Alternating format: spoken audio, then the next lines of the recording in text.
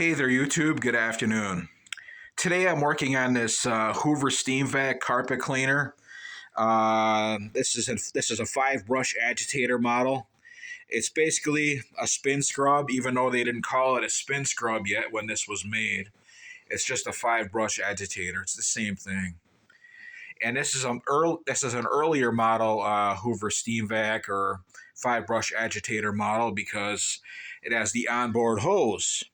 In later models, Hoover separated the two, meaning you had to set up the tank to operate the upholstery cleaning hose.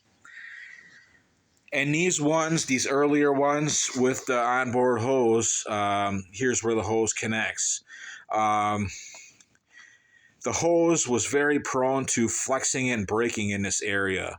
The hose was very failure prone. So I think that's the reason why Hoover did away with that. And the hose connects to the assembly here with a coupler, which is in the kitchen. It's unnecessary to show you right now. But anyways, this hose costs like $50.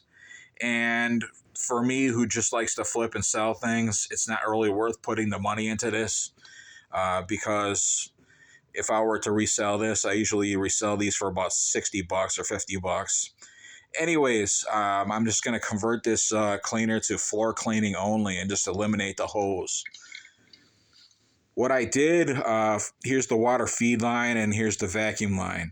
The water feed line, I just took some JB Weld on my finger and just jabbed it in there to clog it up, permanently clog it up, and it did all right.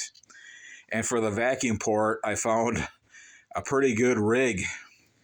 Here is a cap off of a laundry bottle.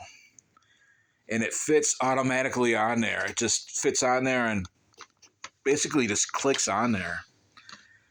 So what I'm going to do is I'm going to goop up this area, meaning there's an O-ring right here. And I'm going to goop up the circumference of the cap. And I'm just going to silicone it on there. Yeah, it just clicks on there like that. So that way, this cleaner would just be floor cleaning only. I'm just going to eliminate the hose.